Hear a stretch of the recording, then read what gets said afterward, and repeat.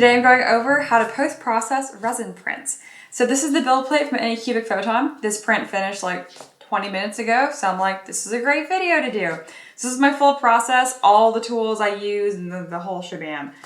In summary, take them off build plate, dunk them in IPA, and then remove supports. 1, 2, 3. And then step 4, if you want, you can prime them. I like to. Helps with painting. That's pretty much the gist of it, so let's get going. So the first step, I'm gonna take them off of the build plate. So I have on this little plastic lid right here, just a lid to my IPA, because if resin gets on this, I don't really care. Wear gloves. Just do it. Resin's not like horribly toxic, but like you just don't want it on your hands. It takes nothing to put gloves on. All right, so this is what actually comes with Anycubic Photon. I hate using it. I'm sure people can use it and they do a great job. I can't, so I don't use it. But if you did want to use it, you just hold your build plate down and go on the side of this and you kind of like keep hitting it and wiggling, and I just hate it. So I use this really ancient razor blade from my dad's old woodworking kit. You can get a hobby knife, it'd probably work better. So yeah, for everything I use, I'm probably gonna put links in the description to Amazon, because I have an affiliate thing going on there, which is pretty sweet for all these products, but not for this, because you can get a safer version of this. This is just what I use. So you set it on the side here, put a little bit of pressure, not too much pressure. And I kind of wiggle it back and forth. There we go. 1.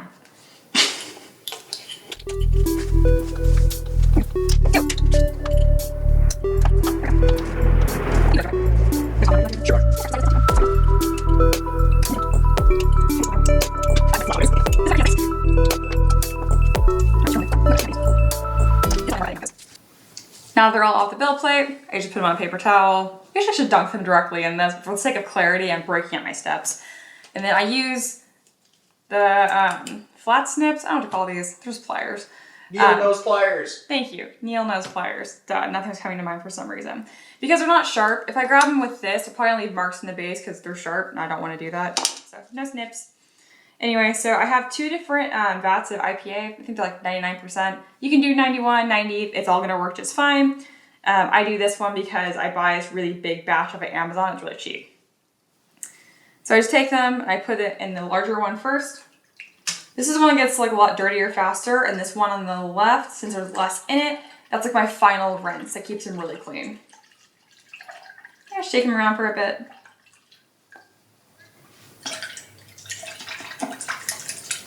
There we go. And then once it's done, I have my other plastic lid. I set them right there. I'm gonna do that for the rest of them. I'm gonna fast forward through that.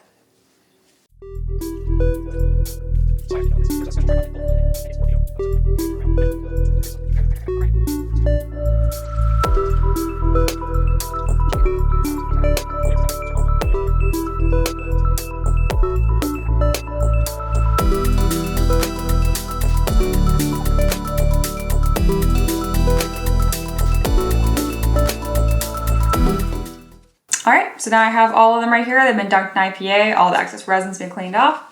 And then I'll usually just leave them to air dry, or you can kind of dab them down with paper towel. Just the next step is curing them, and you really, really want to make sure that there's no resin left on them. Otherwise, you'll get like this kind of like white residue on there. If you rinse it with water, you'll get that really bad. If you're doing a clear resin, really do not use water because it's gonna make it completely foggy. So some people, what they'll do is, I'm just drying it off right now, they will wait to cure before they remove their supports. Personally, I do it beforehand.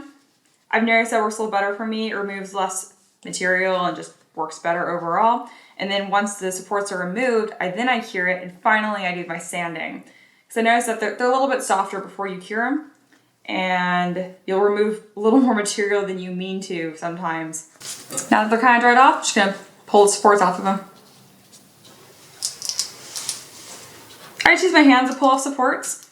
And shameless plug for my Patreon, these supported models are shared for my $5 tier. And as you can tell, they're super easy to remove, and that's the whole point of them. I hand place them in a mesh mixer. I don't do any auto support just because I've noticed it's just kind of a waste of time for me.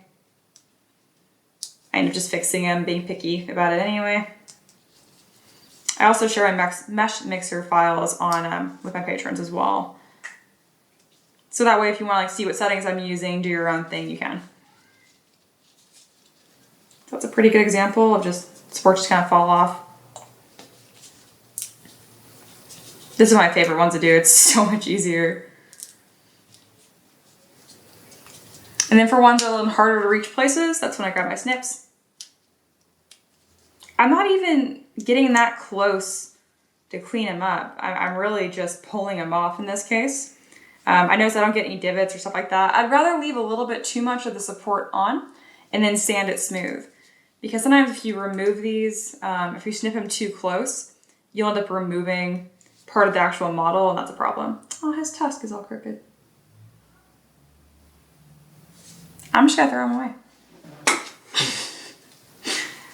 That tusk needs better supports. That's one of my really early supported models that I did. And since then, I have leveled my build plate a little bit differently. I used to have my build plate like really slammed down on my LCD screen. And so what that means is that my supports were really thin, but they end up sticking together better. And now that I have my LCD screen pretty much, or my build plate barely touching the bottom, it's like really loose. My supports come off a lot easier, but as a result, I need to thicken up my supports. I have not changed that one yet.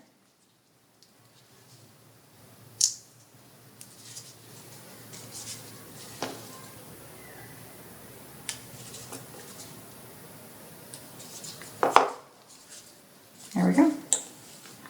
Put a little pile of supports. Just gonna throw that away. Done with this. Done with this. And these are my last 3 tools for post-processing. But first, curing. Alright, so this is my little like homemade cure box. You can do a much better setup. All I did was take a little box and then put white paper in it because it's very reflective. And I have this big old lamp out here. It doesn't have a switch, which is kind of annoying, but other than that, it's awesome. I plug it in, and it turns on. Pretty straightforward. So right now, the miniature surface is kind of tacky, and if you don't know what tacky means, a good rule of thumb is that if you scratch it with your thumb, the print will leave like a little white mark. You can scratch it. That's the best way to put it. I'll only leave them in there for like 30 seconds to a minute, and usually the surface hardens up no problem. If it's a larger model, it's going to take more time. Just keep that in mind. It also depends on the resin, but in my experience, it's generally about a minute for miniatures. Something else that's important is that you should make sure that you rotate them at some point. So I'll do the front for like 20, 30 seconds, and then I'll flip them, and then do the back. All right, so we've cleaned our prints, we have removed the supports, we have cured them, and finally post-processing, which is arguably the most important step.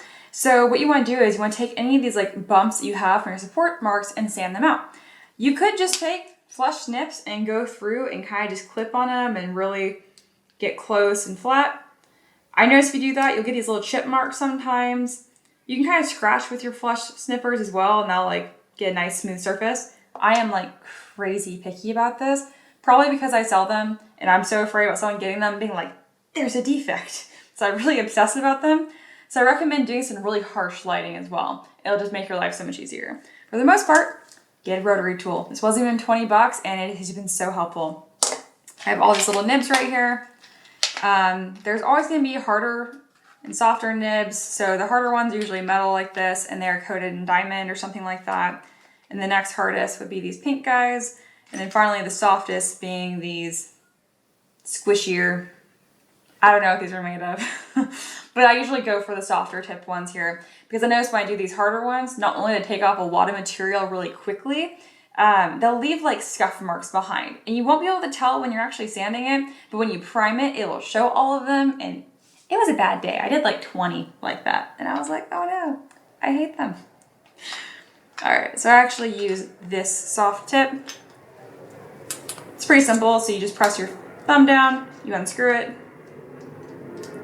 insert your nib, you get pretty tight, let go, there you go. I have 3 different speed settings on this, and I'm gonna stop talking because all you're gonna hear is obnoxious sound from this, and I'll just start sanding away. I'll pause at some points if I think there's anything really important to talk about.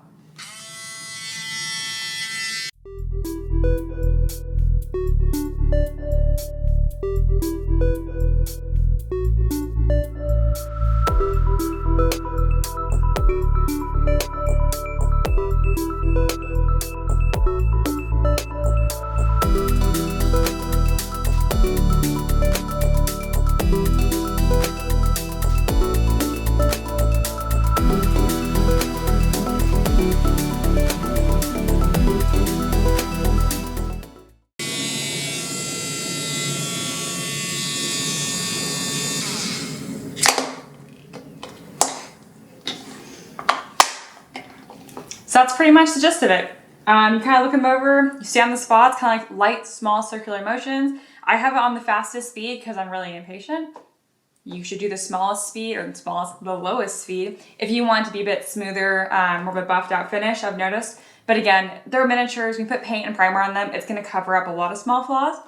Now, since it's like the end of the video here, if you want like an extra tips and tricks, say if you broke your model or you have this like horrible layer line, or if you're just like Mia, I don't like the details in one section, I want to completely blur them out.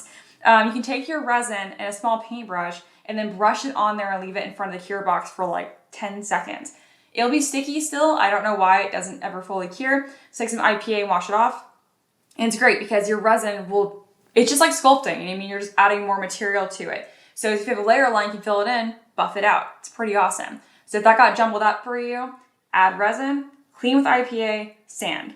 Rinse and repeat as many times as you need to wherever your break is fixed. I dropped my wyvern at one point and broke off his entire wing. So I had to glue him back together. I just used resin. It was a super strong fix and you can't even tell where I ruined it. So that's the general process for everything. Again, from start to finish. I've said this like 5 times. Man, you cut this out. Anyway, so 1 being removing from the build plate. 2, cleaning with IPA. Make sure you wear gloves. 3, you can take off supports before or after curing. So next step's curing, interchangeable. And then 5, sanding, post-processing. You can prime them afterwards. I recommend it. I have forgotten to prime before and painted directly on them and it actually stuck just fine, but you probably should prime them. That way it's easier if you see details where you want to paint. Anyway, that's my entire video. If you have any questions, let me know. Thanks so much.